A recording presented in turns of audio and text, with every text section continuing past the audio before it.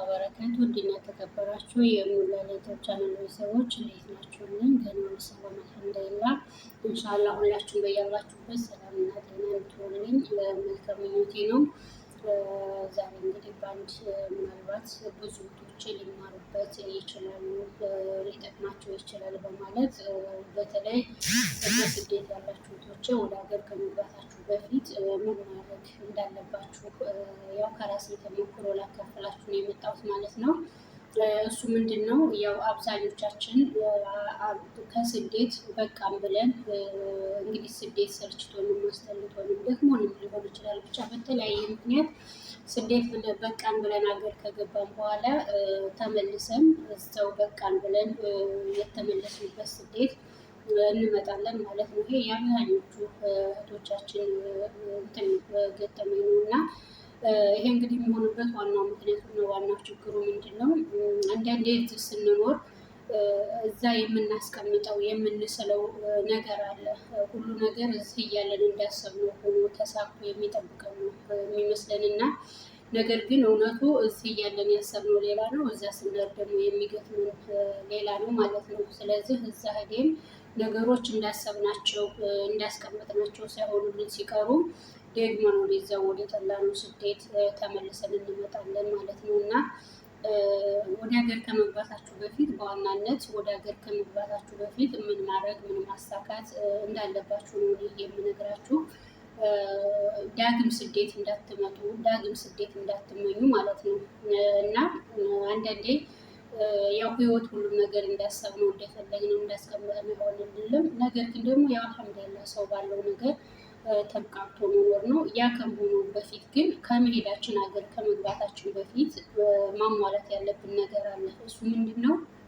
አንደኛ ያዎችን በዚህ ሰዓት አብዛኛው ስደተኛ የመጀመሪያ ስራው የሚሆነው ቤት ነው። በቃ ሁሉም ርብርቡ ወይም ግቡ ቦታ ገዝቼ ቤት ሰርቼ የሚሆነው እና አብዛኛው ቤት ላይ ነው ፎከስ የሚያደርገው ማለት ነው። እንደው ከብዙ አንዳንዶች ናቸው ቤት ሳይሰሩ ወይም ደግሞ ለቤት ሳይሆን ጆረት ምናምን ወይም ደግሞ ሌላ ነገሮች የሚሰሩ እንጂ አብዛኛው በቃ ቦታ በመግዛት ቤት በመስራት ነው የሚጠመደው ማለት ነው እና አንዳንዶቻችን ቤት እንጀምርና ሳንጨርሰው በመሰረቱ በሰዓት ያው ቤት ለመስራት እንግዲህ ስንት ዓመት ስንት ጊዜ እንደሚፈጅ የደረሰበት የሞከረው ያውቀዋል ማለት ነው።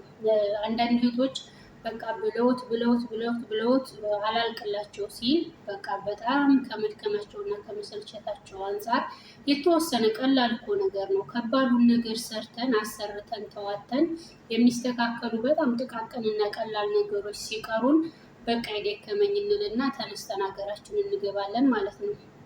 ሀገራችን ስንገባ ስናየው እንደምንፈልገው አይደለም። እኛ እንደሳልነው ወይም እንዳስቀመጥነው ወይም ሆኖልናል ተሰርቶልናል እንዳልነው አይደለም። አንደኛ ያ ነገር ደስተኛ ያደረገንም፣ ሁለተኛ ነገር ደግሞ በሰዓት ኢትዮጵያ ላይ ያው እንደምታውቁት የፉክክር ኑሮ ነው። ማን ከማን ያንሳል፣ ማን ከማን ይበልጣል ነው እንጂ እዛ ቦታ ላይ ራሱን አሳምኖ ባለው ነገር ተብቃቅቶ ራሱን ቤቱን በቃ ከማንም ጋር ሳያወዳድርና ከማንም ጋር ሳያነጻጽር ባለው ነገር ደስተኛ ሆኖ የሚኖር ከስንት አንዳንድ ነው። እንደው ምናልባት አላህ ያመረቀው እና ለሰቡን የሰጠው ነው እንጂ ከዛ ውጭ ያለው አብዛኛው ሰው ግን ጓደኛ ቤት ሆኖ ያየው ነገር እኔም ቤት መኖር አለበት ለምን የለም እኔም አደርገዋለሁ ይላል።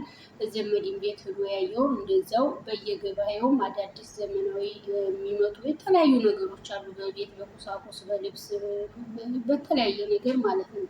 ያ ነገር ለምን እኛ ጋር የለም፣ ለምን አልሰራንም፣ ለምን አልገዛንም በሚል አብዛኞቻችን የሆነ ውስጣችን በቃ የሆነ የሚሰማን ስሜት አለ ማለት ነው እና ቤታችንም ሳያልቅ ነገሮች ሳይስተካከሉ አብዛኛው እህቶች የፊኒሽንግ ስራ ብቻ ሲቀራቸው ነው ተነስተው የሚሄዱት። የፊኒሽንግ ስራ እኛ እዚህ ሆነን ቀላል ዝም ብሎ በትንሽ ነገር የሚስተካከል ይመስለናል። ወይም ትንሽዬ ብር እጃችን ላይ ካለችን በእሱ አስተካክለዋለሁ እንልና ሀገር እንገባለን። ፊኒሽንግ ስራ በሰዓት ሁሉም ነገር ያሰባችሁ ቀርቶ ያላሰባችሁት ሂሳብ ወይም ያላሰባችሁት ጭማሪ ወይም ሌላ ገንዘብ ነው የሚያስፈልጋችሁ እና እዛ ሄደን በቃ ያንን ነገር መጨረስ አንችልም።